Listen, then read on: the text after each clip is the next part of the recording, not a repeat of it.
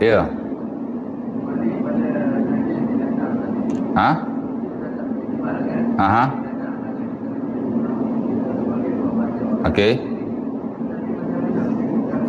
Fatwa semasa boleh jual, boleh jual. Ha?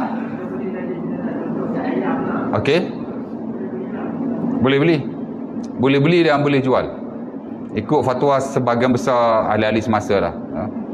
Jika ia dimunafaatkan untuk baja. Ya. Sementara dia melibatkan najis haiwan yang halal dimakan. Najis yang halal dimakan ni dia lebih ringan berbanding najis haiwan yang tidak halal dimakan. Ya.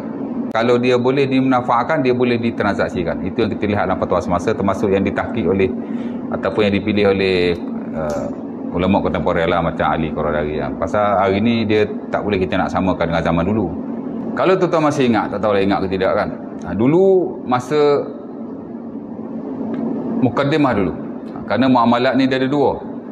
Satu, mukaddimah kepada muamalah, atau kita boleh kata prinsip muamalah. Saya ingat 2-3 tahun kita duduk bincang bab tu. Definisi muamalah, hukum muamalah, kepentingan muamalah, sumber muamalah, adab muamalah, ya, perbankan Islam. Dan salah satu juga dalam prinsip muamalah ialah elemen muamalah.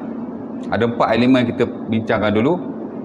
Saya ingat before PKP kot, tak tahu ingat lagi tidak, ya.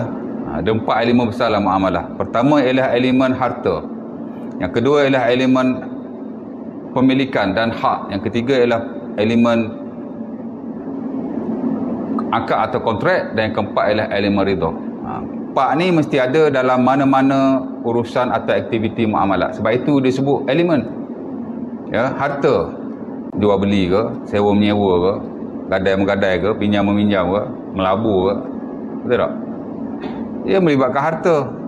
Yang mana kalau tak ada harta, tak adalah semua tu. Itu disebut sebagai elemen. Ya.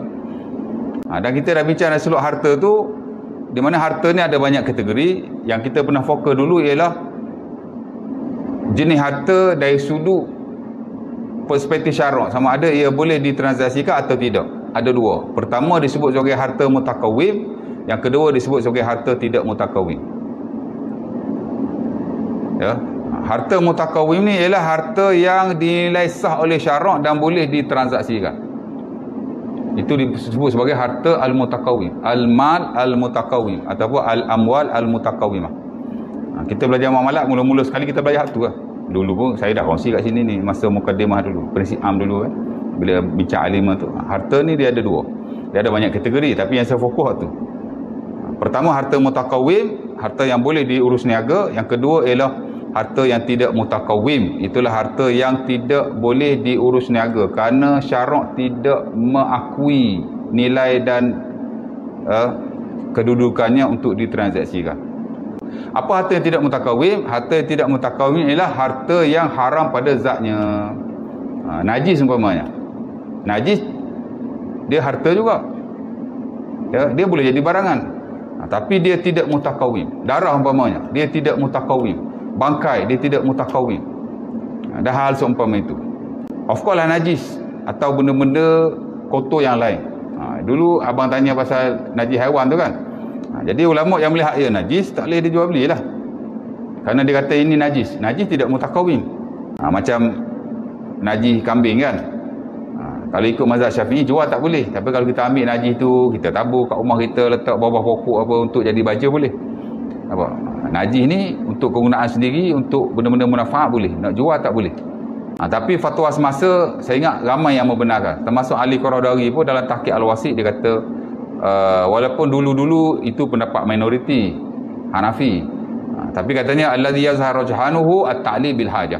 Tapi yang kita lihat rajih hari ni, najis-najis haiwan terutama yang halal dimakan ni lah, dia boleh dijual beli kerana ada manfaat dan hajat yang tertentu. Of course lah untuk dibuat baja. Saya lihat fatwa kotor pun dia kata boleh. Ya? Mana kalau tuan-tuan nak jual boleh lah. Cerita dia gitu lah kan.